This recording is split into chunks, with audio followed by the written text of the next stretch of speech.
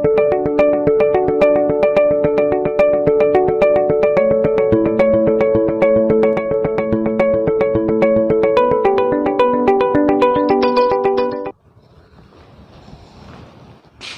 दोस्तों, सत्यनारायण उच्च शिक्षा संस्थान तुलसीपुर श्रावस्ती के यूट्यूब चैनल ज्ञान संपदा पर आप सभी का हार्दिक स्वागत है।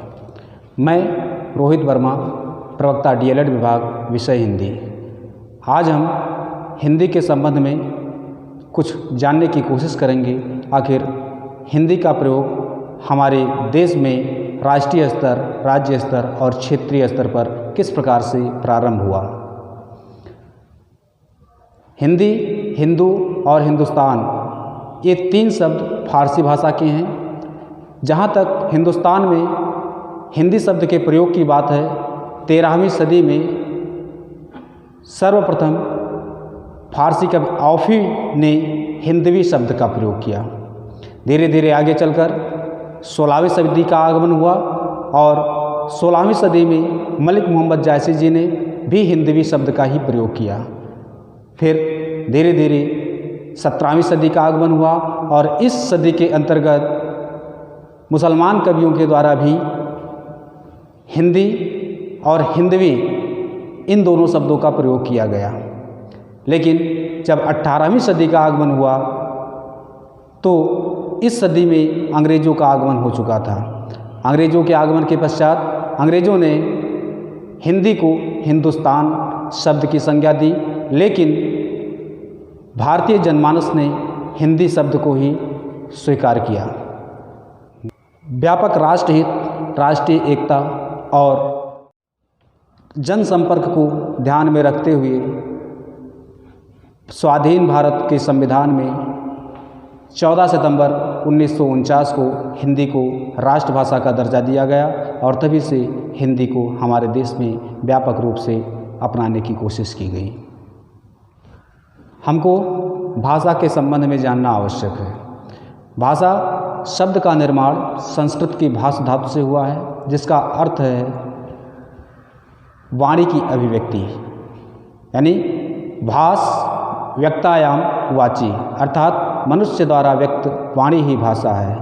कहने का तात्पर्य यह है कि मनुष्य परस्पर विचार विनिमय के लिए जिन साधन का प्रयोग करता है उसी को हम भाषा की संज्ञा देते हैं। एक व्यक्ति हुए हैं डॉक्टर बाबूराम सक्सेना, जिन्होंने भाषा को इस तरीके से परिभाषित किया है। उनका कथन है कि जिन ध्वनि चिन्हों के द्वारा मनुष्य परस्पर विचार विनिमय करता है, समष्टि रूप से उसी को भाषा कहते हैं। क्योंकि भाषा किसी भी देश के निर्माण की प्रमुख आधारशिला होती है। अधिकांश या कहें समस्त विद्यार्थी विज्ञान अथवा साहित्य के क्षेत्र में भाषा के विषयों का प्रयोग करते हुए निरंतर अपने जीवन में प्रगति के पथ पर अग्रसर होने का प्रयास करते हैं। भाषा विचार करने की एक आधार है और इस आधार को व्यक्ति अपने जीवन में चिंतन के रूप में प्रयोग करते हुए आगे बढ़ने की कोशिश करता है। भाषा हमारे देश में 3 रूपों में प्रयुक्त की जाने वाली बन गई है।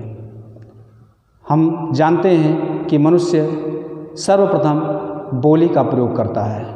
बोली अर्थात देश की अधिकांश जनता या कहें साधारण जनता अपने समूह या घरों में भाषा के जिस रूप का प्रयोग करता है उसको हम बोली की संज्ञा देते हैं। हमारे देश में लगभग 650 बोलियां बोली जाती हैं। दूसरे नंबर पर हम जानने की कोशिश करते हैं बोली के बाद परिनिष्ठित भाषा। किसी बोली को जब व्याकरण से सुसज्जित कर उसे परिष्कृत करने का प्रयास किया जाता है तो वही बोली हमारी परिनिष्ठित भाषा बन जाती है। आज की खड़ी बोली लगभग 200 साल पहले हमारे देश की परिनिष्ठित भाषा ही थी। तीसरे नंबर पर हम जानने की कोशिश करते हैं कि भारत की इन 3 भाषा के रूपों में एक राष्ट्रभाषा का नंबर आता है। कहने का तात्पर्य किसी भी देश की परिनिष्ठित भाषा जब व्यापक रूप से बहुसंख्यक जनता द्वारा अंगीकृत कर ली जाती है या स्वीकार कर ली जाती है, तब आगे चलकर यही परिनिष्ठित भाषा राजनीतिक और सामाजिक शक्ति के आधार पर राष्ट्रभाषा का दर्जा प्राप्त कर लेती है।